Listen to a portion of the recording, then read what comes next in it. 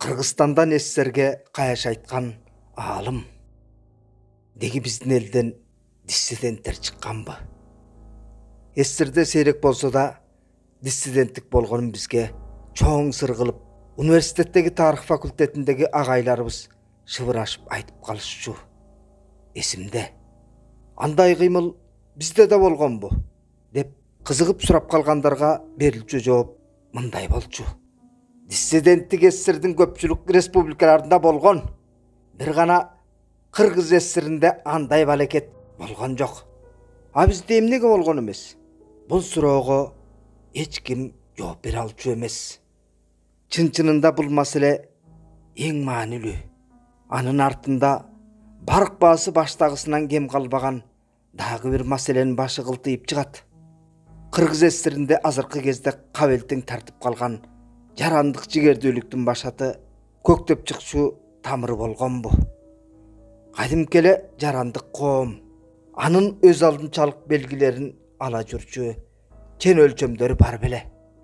Аларга өбөлгө түзүп берчү жарандардын жеке укуктары менен эркиндигин жарандар өзүн өзү аңдап, адамдык беделин кадырлай билчү беле. Андрей Колесников өз китебинде диссиденттик жайында мындай пикирин ортого салат.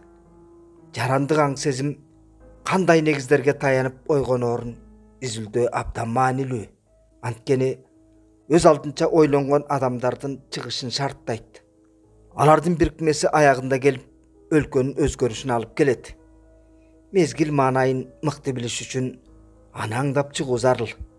1940-1980 жылдарды түшүнүү үчүн мына буларды билүү керек. Жарандык аң сезимдин таржымалы бүгүн эртең менен эле башталган жери жок. Facebook менен Telegram чыкканга чейин деле социалдык тармактар болгон.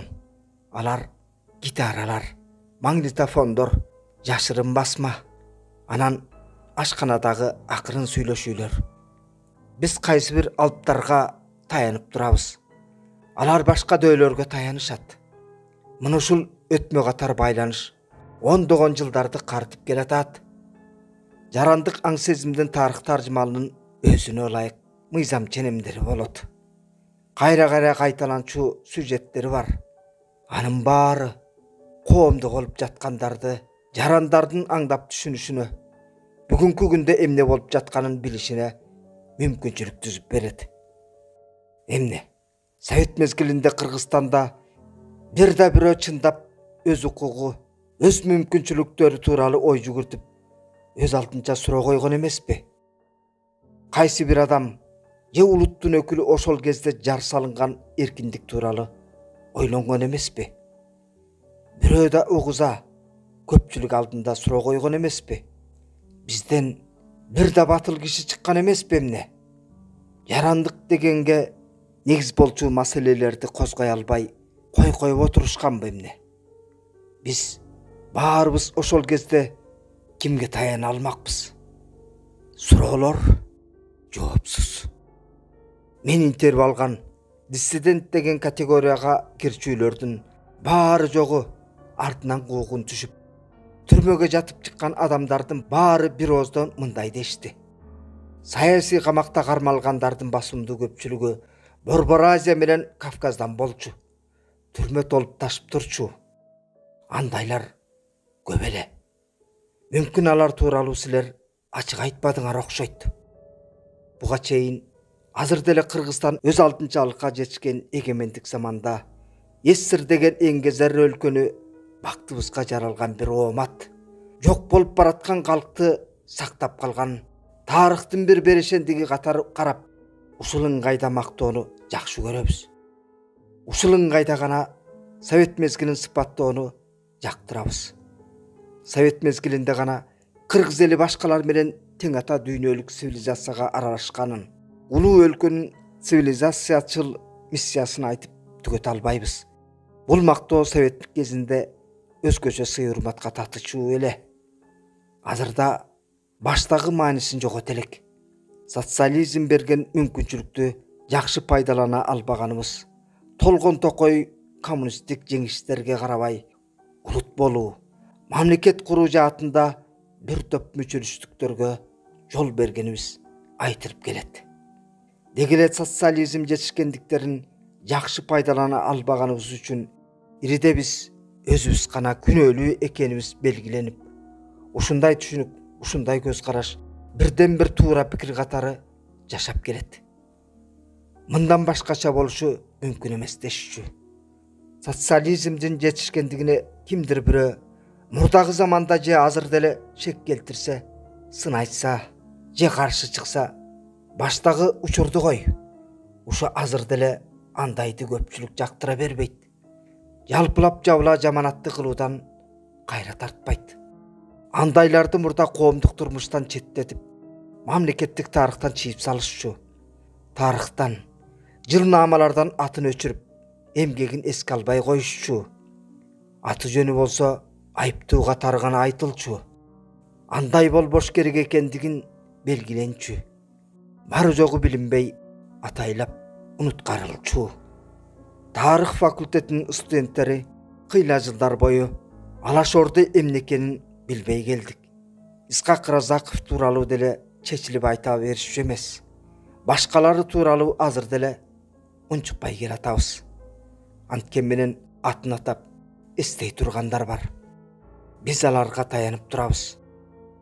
1960 жылдары диссидент терминин СССР менен чыгыш Европа өлкөлөрүндөгү оппозициялык кыймыл өкүлдөрүнө карата колдонушкан. Мурдагы антисоветтик жана антикоммунисттик кыймылдардан айырмаланып, диссиденттер советтик түзүлүш менен марксчыл идеологияга каршы тынч каршылык көрсөтүү жолун тандап алышкан. Советтик мыйзамдар менен расмий жарыяланган баалуулуктарга таянышкан. Диссиденттер зордук зомбулуксуз, баарын ачык мыйзам эрежелерин сактоо аркылуу каршылык көрсөтүүнү туура көрүшкөн. Кайсы бир уюшкан максаттуу топтор тууралуу айтуу кыйын. Албетте, жалпы СССРдеги эркиндикти сүйгөн башка адамдарга мүнөздүү нерселер, өңдөш тенденциялар бул жерде деле болгон. Адамдар чогулуп отуруп калышчу, ашканада отуруп талкуулашчу. Азаттык дагы башка тыюу салынган толкундардан чет өлкөлүк маалымат каражаттарын угушчу. Эркиндикти өзгөчө жакшы көргөн жалтанбас азаматтар, чогулган топтор жалпы СССРден тоону багынтканы чогулушчу. Алардын көбү нааразы болгондор эле. Анысын Высоцкий, Галич, Акуджава менен Бизбордун ырларын ырдоо аркылуу чыгарышчу. Жашыруун басылган китептерди таап окушчу. Тыюу салынган китептер Кыргыз СССРинде басылганбы же четтен алынып келгенби? Бул өзүнчө изилдене турган тема. Тыюу салынган жашыруун китептер колдон колго өтүп жыртылганча окулганын, аны жигердүү позициядагы адамдардын баары биздин сурамжыга катышкандар ырасташты. Улутчулдар. Таң калыштуусу, патсоветтик мейкинде ушул сөз эмдигиче жаманаттыдан кутула элек. Улутчулдар дегенде адатта Орто Азия менен Кавказдан чыккан жарандарга гана тиешелүү сөз катары колдонушчу. Интернационалдык мамлекетте баары бирдей болушу керек эле. Түгел баары. Бирок бул түшүнүк эл достугуна коошчу эмес. Ар кыл маданий этнографиялык багыттардагы элдик колөнөрчүлүк, ыр-бийлерде, башка этнографиялык маани мазмундагы жеке адамга караганда көпчүлүк топко көбүрөөк басым жасаган маданий иш-чараларда белгиленчү эмес. 1950-1980 жылдары СССРде интернационализмдин күнү тууп, улуттук дегендин баары четке кагылып, Совет коому бир улут жараяны көбүрөөк козголо баштаган. Совет бийлигине ыраазы, баарына макул, башкача суроо бербеген, эч кандай нааразылыгы жок калк жашачу беле. Бул суроого жоопту биз ачыкка чыкпаган, көп айтылбаган жеке адамдардын тарыхынан таба алабыз. 1990 жылдары архивдер революциясы башталды. Тарыхтын буга чейин актай калып келаткан барактары ачыла баштады. Бул кененчилик көпкө деле созулбады. Бирок ошол кыска убакытта эле Совет бийлигинин буга чейин жаап жашырып келаткан эчең кыңыр иштерин ачып кетти. Тагдыры татаал адамдардын көргөн бакканы ошол кезде жалпыга жар салынган. Ал адамдар кандай куугунтуктарга кабылды, кандай кысымга алынды. Аларды элден четтетип, системанын өгөй баласы кылып, бийлик басмырлап турду. Кызматты кой, илим менен маданиятка жакындатышпады. Кубанычбек Нурбеков тагдыры татаал инсан. Анын чиелешкен өмүр жолу, былк этпес позициясы кийинки жашоо турмушунда кандай бийиктерге көкөлөп, кандай төмөндөгөнүн айтып отурса узак сөз. Ал катарлаштарынан озуп, кесиптик жагынан чоң бийиктиктерге жеткен. Кыргызстандагы биринчи юридика илимдеринин доктору болгон. Бул анын кесиптик гана жетишкендиги эмес. Анын азга алымсынбаган кесиптик жолу өз элинин тарыхы менен каада салтын терең изилдеп, таасын түшүнүүгө багытталган. Албетте, ал диссидент болчу. Анын ой өрүшүнүн мейкиндиги, башкача ой жүгүртүүсү, өлкөнүн негизги мыйзамы кантип реалдуу баш мыйзамдын ар тараптуу нормаларын бурмалап салганын таап чыгышы жанында жүргөн юрист кесиптештерин таң калтырчу. Борбордо отурган ири окумуштуулардын мактоосуна арзычу. Анын акыл эсине, кесиптик чеберчилигине ошол кездеги башкаруу тизгинин мыкчып отургандар суктанышчу. Анткени алар ошол кездеги укук академиясынан билим алып, белгилүү укук мектебинен узанып чыккандар болчу. А бирок аны таламайга деле ошолор алышты. Жогорку жактагылардын айткан дегенин оозунан чыга электе илип алышчу кошоматчылар, Кыргыз ССРинин жогорку бийлигине жетип алгандар таланттуу илимпоздду жабыла тепкилешти. Эркиндикти сүйүү, башкалардан өзгөчөлүү ой туюм, ананда өзгөлөрдү туурабаган адам, баары кылга тизгендей какайып жүргөн партиялык аппаратчылардын арасында чоң борбордон келчү буйрукту бүгүлүп түшүп аткаруунун кыныгын алган билимчи бийлик эгелерине жакпай калган. Тарых факультетин аяктагандан кийин 90-жылдарда санарбын жождордун биринде мамлекет менен укуктун тарыхы деген сабакты бары жогу билинбеген 1964-жылкы китеп менен өтүп калдым. Ошол карлыгы жеткен совет мезгилинен калган китепти ушул кезге чейин укук таануучулар менен тарыхчылар колдонуп келатышканы мени аябай таң калткан. Бирок ал китепти бир ачкан бойдон түнү менен аягына чыгайын деп отурганым алигиче эсимде. Ал китепте өз элин аябай сүйгөн, анын ысыгына күйүп, суугуна тоңгон автордун эч кимден жашырбаган сыры катылып жаткандай сезилген. Баяндоосу бир ыргакта, эч кандай идеологиялык пафосу жок. Партия менен өкмөткө басса турса мактоо айтуудан тажабаган авторлордон деле эмес. Совет заманындагы окуулуктарда партия менен өкмөткө ыраазылык жайнап турчу эле го. Мен барактаган китепте анын жоктугу бир алды таң калтырган. Бир топ нерселерди айтпай кеткендей таасир калтырды. Ошол китептин автору ал кезде мен билбеген Кубанычбек Нурбеков деген окумуштуу экен. Ал китепти кыйла жылдар бою баары колдонушту. Бирок анын автору ким экенин баары эле батынып айта алышчу эмес. Анын сүрөтү башкалардай болуп, жогорку окуу жайлар менен академия мекемелеринде илинип турчу эмес. Кийин мага анын кайгылуу тагдырын шыбырап айтып беришти. Анан ал киши тууралуу макалалар, башка маалыматтар чыкты. Кубанычбек Нурбеков 1928-жылы 26 апрелде Кедайбай уулу Нурбектин үй бүлөсүндө төрөлгөн. Ал киши революцияга чейин бий болгон экен. Атасынын бий болгону кыйла жыл жашырылып келген. Бардык үй бүлөдө ошентип жашырып коюшчу. Таптык теңсиздикке каршы турган өлкөдө, байгедей жок баары бактылуу мамлекетте бийдин баласы бийлеп калганга жол берилчү эмес. Андай билинип калса чатак чыкмак. Билим, кызмат деп киши тууралуу андайда кеп кылбай койгон оң эле. Нурбек көп балалуу болгон экен. Аялы Өмүралы кызы Алиман 11 бала төрөп, баарын эрезеге жеткирет. Кубанычбек 9-баласы. 8 жашка чыкканда 1936 жылы ал 7 жылдык кеңеш мектебине окууга кирет. Мектепти бүткөндөн кийин аны башталгыч класстарга мугалим кылып алышат. 1945-жылы Талас облусунун билим берүү бөлүмү Покровка районундагы мектептердин бирине окуу бөлүмүнүн башчысы кылып которот. 1947-жылы Нурбеков Ташкент мамлекеттик юридикалык институттун студенти болуп, аны 1951-жылы ийгиликтүү аяктайт. Ошондон тартып билим пост менен окутуучунун жылдызы жанып, иши илгерилей баштайт. Кубанычбек Нурбеков Кыргыз советтик укук таануунун башатында турган окумуштуулардын бири. 1958-жылы ал Москвада Кыргыз АССРинин Кыргыз ССРине өзгөрүшү деген темада кандидаттык диссертациясын жактайт. 1968-жылы ал Кыргызстандагы биринчи юридикалык илимдердин доктору болуп калат. Анын доктордук диссертациясынын темасы Кыргыз улуттук мамлекеттүүлүгүнүн жаралышы жана өнүгүшү. Анын илимдеги өмүрдөгү жолу кандай да болсо кызматка жетип, системага ыңгайлашуу болгон эмес.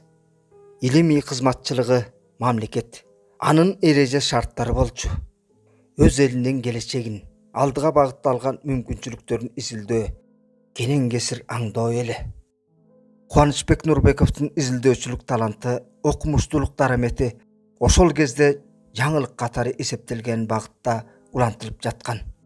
Теманын аталышы Кыргызстандагы мамлекет менен укуктун теориясы болчу. Бул жалаң гана илимий изилдөөгө таянган багыт эмес. Ириде жаңы илимге, педагогикалык ишмердикке негизделген багыт эле.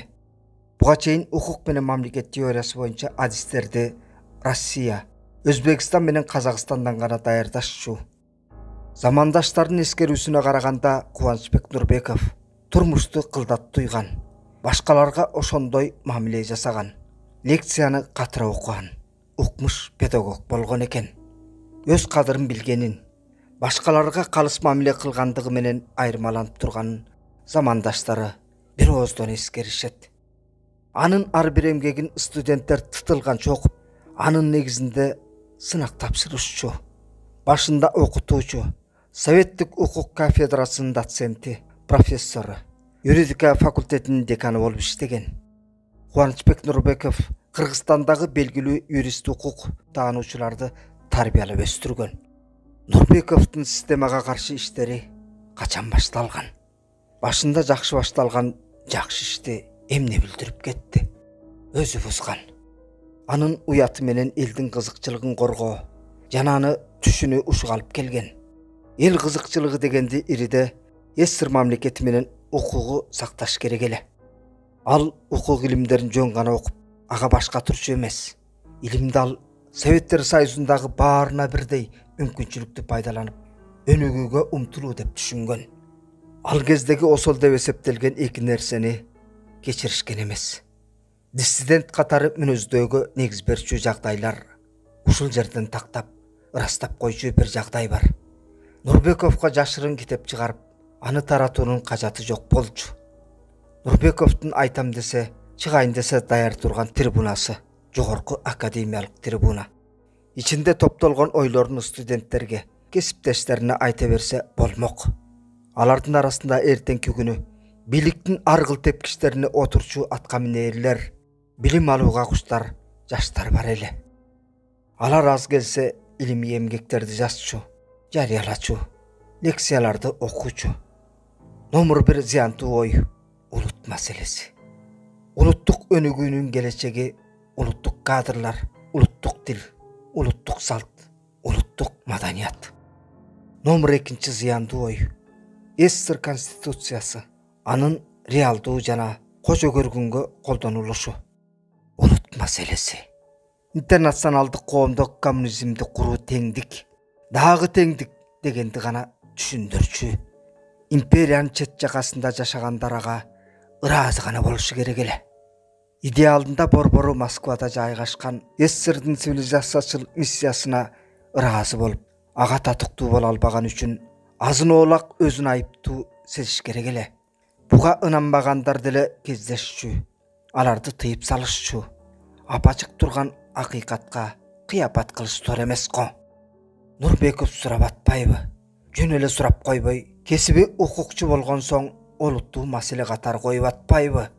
Мамлекеттик түзүлүш калыптанып бараткан өлкөнүн укук таануу илиминин башатында турган илимпоз ушинтип атат. Акыйкаттык менен калыстык сезими өзгөчө өнүккөн билимдүү, элге таанымал адам койчу суроосун ушинтип коет. Нурбеков өзүнүн илимий эмгектеринде Кыргызстан өз алдынча эгемен өлкө боло аларын, ошондой болушу керек экенин ырастаган. Андай пикирин жарыя кылып келген. Кыргыз мамлекетинин өнүгүшүнүн бир өлчөмүнүн бир катары эне тилин, улуттук каада салттарын колдонууну, ошондой эле түпкүлүктүү улут өкүлдөрүнөн башкаруу аппаратын толуктоону көрсөткөн. Айтса, Нурбеков 1978 жылы СССР Конституциясын иштеп чыккан жумушчу топтун мүчөсү эле. СССРдин баш мыйзамына жазылган тезисти жарыя айтып, анын мыйзамга киргизилишин туура көргөн. Баш мыйзамда союздук республикалардын өз алдынча бөлүнүү укугу жарыя кылынган. Бирок анын жүзөгө ашырылышына эч ким ишенген эмес. Жашыруун жабык, өкүмзор буйрукчул өлкө болсо, андан чыгып кетүүнү ким ойлосун? Нурбеков болсо, ар бир союздук республика өз тагдырын өзү чечүү укугуна ээ болушу керек деп атпайбы? Куугун белгилүү укук таануучу окумуштуу, илимпоздук бийик сыйыргалдарга жетишкен Нурбеков калкынын алдыдагы тагдырына күйүп, анын калыс чечилишин ойлончу. Ошон үчүн ал опурталдуу суроолорду коюудан тартынчу эмес. Ал расмий ырасталган тезистерди чечмелечү. Ал СССРдеги бардык республикаларга, алардын ичинде кыргыздарга да тиешелүү болчу. Мыйзамдык планда эч кандай карама-каршылык жок экенин окумуштуу катары жакшы билчү. Анын артынан куугунтук менен басым кысым деле көп күттүрбөй башталды. Бул ишке келгенде жергиликтүү аткаминерлер аянышпады. Нурбеков эч кимге баш ийбеген, башкалардан өзгөчөлөнгөн илимпоз болчу. Партиянын саясаты менен коммунизм идеологиясына, ананда борборго жергиликтүү бийлик каш кайтара алчу эмес. Бул жактагылардын борборго жагуу аракетин Москвада отургандар колдобой, Нурбековдун укук таануу жаатындагы барк баасы кандай экенин билишкен төбөлдөр сабыр кылып турушкан. Илимий эмгектер үчүн бийлик билермандарына жакпай калган окумуштуунун жарандык позициясы катуу сынга алынат. 1973 жылы Кубанычбек Нурбеков кыйла жылдар бою иштеген университеттен кетүүгө аргасыз болду. Аны кызматтан алууга негиз берген буйрук 1973 жылдын 23 январында чыккан. Кыргыз мамлекеттик университетинин парткомунун, Кыргыз СССР элге билим берүү министрлигинин коллегасынын, ошондой эле КМУнун кеңешинин 1973 жылдын 23 январындагы номер 1-23-72 чечими Нурбековдун эмгектериндеги олуттуу теориялык, саясий каталары жана анын партияга туура келбеген жүрүм-туруму жөнүндө деп аталат. Университеттен айдалгандан кийин Кубанычбек Нурбеков жумушсуз отуруп калган. Бул аны басынтып кордоонун эң оор учуру эле. 1,5 жылдан кийин гана аны Кыргыз СССР Илимдер Академиясынын философия жана укук институтуна кенже илимий кызматкер кылып, өзү түзгөн илимий мекеменин эң төмөнкү кызмат ордуна алышкан. Анын өмүр жолунда көкөлөө да, кургуйга кулап түшкөн учурлар да көп болду. Илимпозду жакшы билген, колдогон адамдар колу жеткен жердин баарына, ал түгүл чоң борборго чейин кайрылышты. Чоң борбордон колдошкону менен өз жеринде аны куугунтуктап бөгөт коюп жатышты. Нурбеков баарын калбааттык менен көтөрдү. Кубанычбек Нурбеков 1985 жылдын 29 декабрында катуу оорудан каза болду. Чоң окумуштуунун жүрөгү өзүнөн жогоркуларды өзгөчө өнтөлөгөн, республиканын партиялык жетекчилигинин куугунтугуна, аны унчукпай колдоп келген дудук интеллигенциянын мамилесине чыдай албады. Анын Кыргызстан тарыхындагы орду кандай? Биринчи рет ал Кыргызстан жараны, атуулу инсаны. Мамлекеттик эки жүздүү саясатка келишпестиги баарына угулуп, баркын көкөлөтүп ийген. Анын атын шыбырап айтып, ал тууралуу ыкластуу студенттер көп нерсени билгиси келчү. Окуу китебин болсо ушул кезде да талашып окушат. Эми соңку сөз. 90-жылдары Кыргызстандын укук жана мамлекет тарыхы. Нурбеков маселеси ачык бойдон калган. Жылдар өттү.